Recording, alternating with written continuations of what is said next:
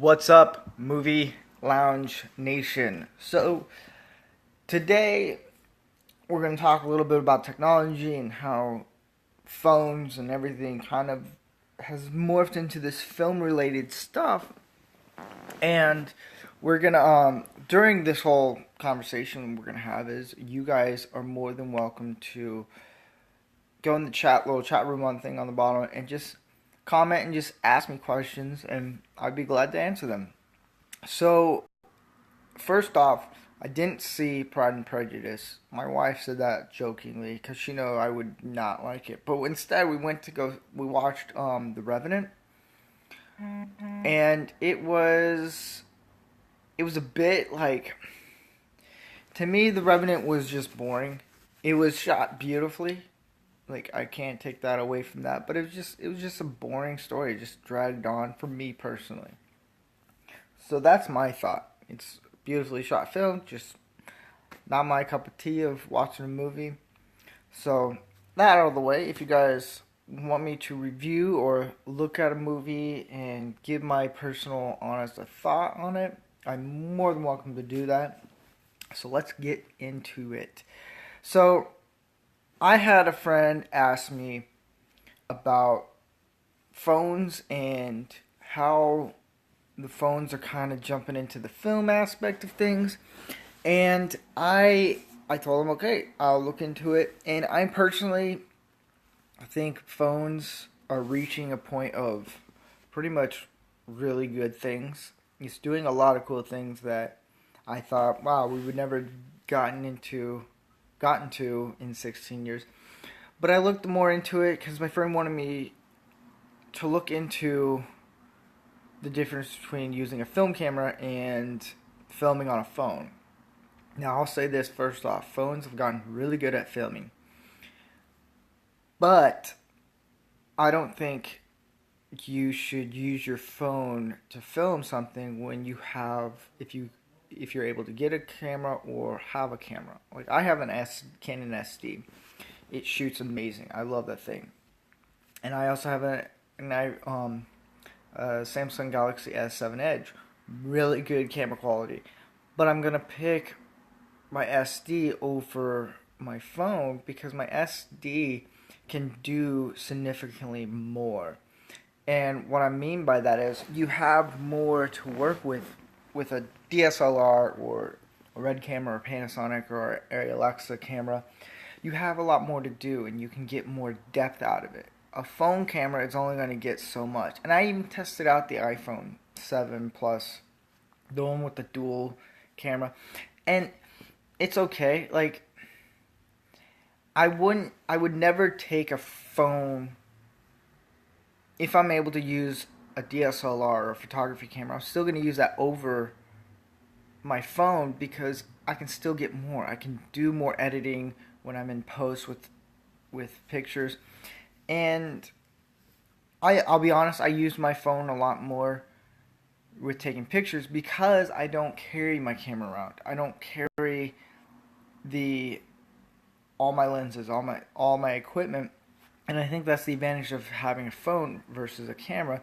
But I'm not going to get as much if I'm going to edit my pictures on my phone with an app. Like, there's no real good photo editing app unless it's Snapseed from Google, which I'm not promoting it or anything. Google did not pay me to sponsor that. I'm just saying that's probably the best editing app you're going to get to versus if you're going to do it on your computer with Lightroom. And some people were trying to tell me that the iPhone 7 Plus or any of the iPhone 7s, their phone is more significantly better. I personally like my S7 Edge because it has a little things I like. But yeah, and I told my friend, if you're ever going to film something, don't use your phone because it's going to limit you to a lot of things. Like, you'd have to go out and buy things, lens adapters to put on your phone. And with the camera, just in general, it's something about using a camera makes me feel like I'm creating something really cool. It's technology that it takes a lot to learn how to use a camera, and with a phone it's just very quick to use. So in the end, I would say go towards more of the camera, like a DSLR or anything like Canon, Nikon, any of those, Sony. But it does come down to a personal preference, and if you like using your phone, okay, go for it. So that was the one question I got, and it kind of like it's those questions are just because you're always gonna get people asking those. You're always gonna get people who are more, ooh, I'm into the using my phone and stuff, and like with Instagram, like people automatically think like, ooh, I'm doing everything on Instagram and stuff. It doesn't make you a true photographer. For me, a true photographer is if you can get into onto a camera, an actual camera, and just dive into it and use it and just make good quality pictures, then yeah. But today's world, everyone with a phone that has a really good camera on it, then yeah, you're a photographer. But me personally, like if you can get into like a really good camera and stuff, so and plus, like I get that phones aren't that much of cost wise compared to the Canons or the Nikons. So yeah. So yeah, if any of you guys want to reference a movie, call it the movie challenge for me to watch and review, I am more than likely and more than glad to do that for you guys, because you guys are asking me to do something, and in return I'm gonna give my honest opinion about something. One of the other things that I was talking to with a friend a while back was probably last week or this week. No, Sunday. Yeah, Sunday was about TVs and where they've gone. And I personally don't like the 4K when it comes to watching something.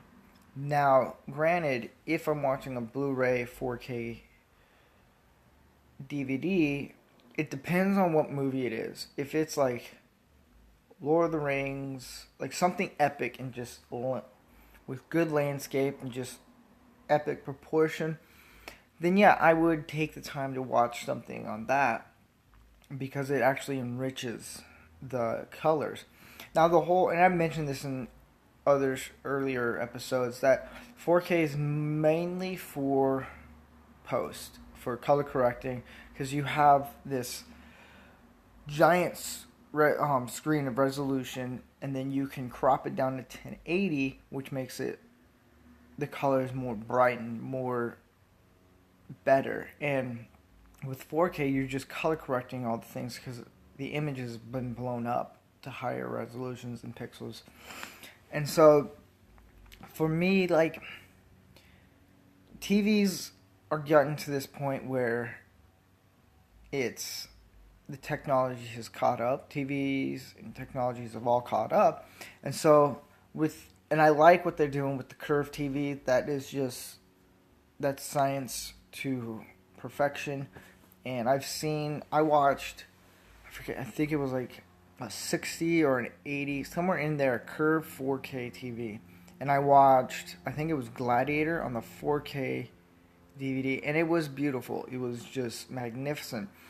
But I'm not willing to spend all my money on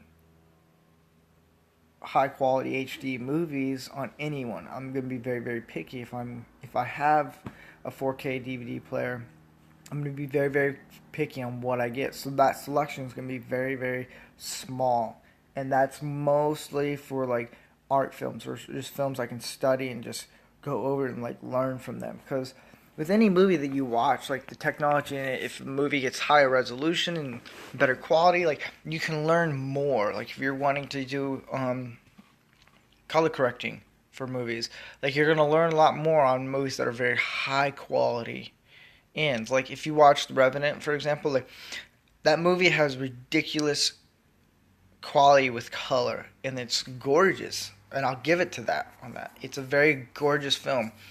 Or if you watch Mad Max Fury Road, that movie is just beautifully made in the sense of color is just really well. And you can learn all that. And I've always said this, that like Mad Max Fury Road is going to be a film that they're going to teach in schools that you learn from, because the action sequence, the editing is top notch, the color correcting is top notch. Everything about that movie is very top notch, and it's easy for you to teach people, hey, this is, if you want to learn an action sequence, watch this movie and watch how they edit.